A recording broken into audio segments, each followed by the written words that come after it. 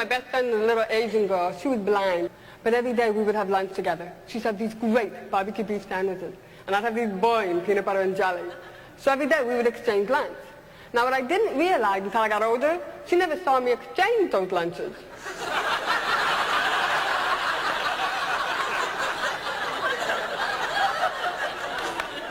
But then again, I never heard her complain about it either. One of the first times that I did learn as a child was good morning. And I got to tell you, as a kid, I was so excited that I could communicate that the very next family reunion, I went up to everybody and I signed, "Good morning."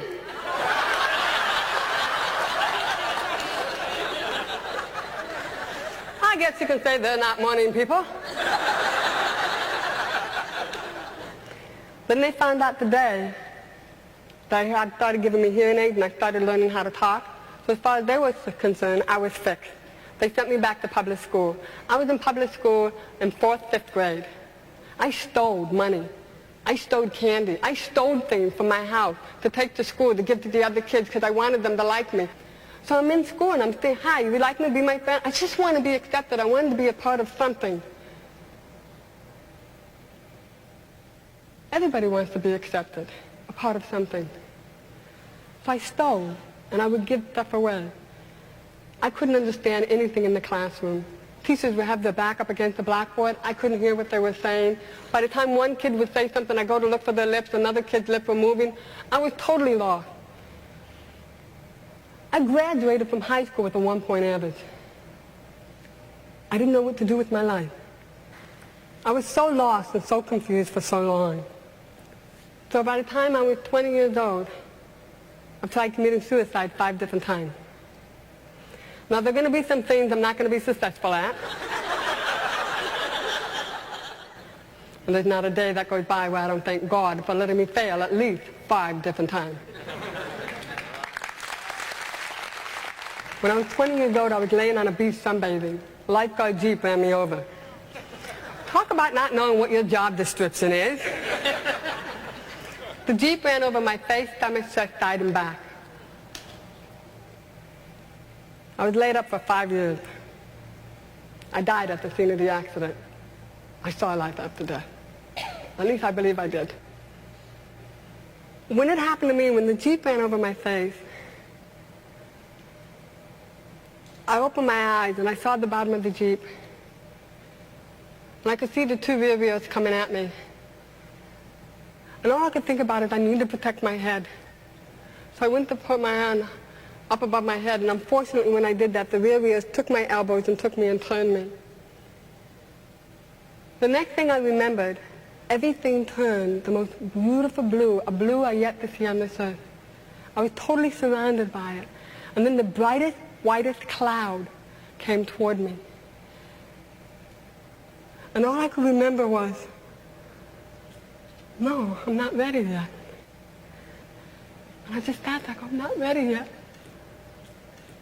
And when I said that, everything faded away. And I saw the paramedics started working on me. Laid up for 5 years. In and out of a wheelchair for 2.5 years. They said I'd never walk again.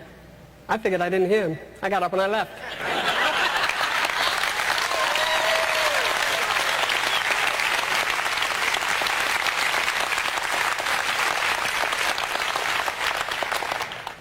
I'll never forget the day I got up out of intensive care, and they had me in a wheelchair by the window, and I yelled at God, "You can't do this to me. I can't be in a wheelchair. I can't have a hearing loss and be in a wheelchair for the rest of my life. Lord, please, let's not do this." And I said, "You know, when I thought about coming back, you didn't tell me about this." I worked really hard to walk. I used to join the YMCA and I'd swim. Something told me that if I kept swimming, eventually my legs would follow with me. Either that or drag behind, I don't know, one or the other.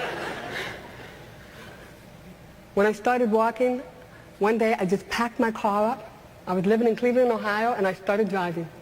I ended up at the Pacific Ocean. I looked at the ocean, I looked at the car, and I said, darn, I ain't going any further, am I? I ended up in California. When I was 27 years old, I got diagnosed with cervical cancer. Now, after a while, you get a little upset. So I sit in there, the doctor said, we'll have the surgery. I went in, I had the surgery. 6 months later, I get a phone call, Kathy, we didn't get it all. I didn't know what to do. I was in my apartment, pacing the floor. Do I have the surgery? Do I not? I mean, I spent the first 20 years of my life trying to commit suicide. I finally died, and then I decided to stay. And now you're telling me if I don't have the surgery, I have 6 months to a year to live. I have no family support. What do? I, a perfect child of God, and society took me by the back of the neck and said, here, you're going to be retarded. Whoa, this is okay. I like this school. These people are really great. No. Now you have your hearing aid. You're fixed. You're going back to public school. I don't understand the teacher. The teacher has her back turned to me. The kids are making fun of me. No. Now you're going to be in a wheelchair for the rest of your life because you got run over by a Jeep. God, please don't forsake me like this. I can't live like this.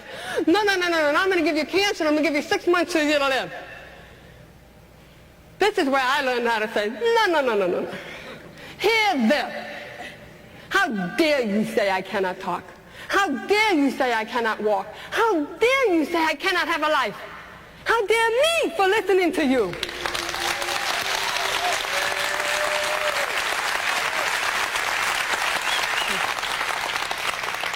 I decided to take control of my life, take charge of it. I changed my diet. I changed my attitude. And I've been clean of cancer for over 15 years. The gift of choice. It's a gift that's given to you that nobody can take away from you. You have unlimited choices. If you make the wrong choice, you can try to correct it with another choice to make it right. Your life is the most precious gift you'll ever have. And it's the only one you have. You'll come into this world alone, you will leave alone. Who you meet in between is the challenge of how you deal with your life. Remember, no matter how bad something is in your life, it has a time limit. And women, we know we can drag something bad on forever.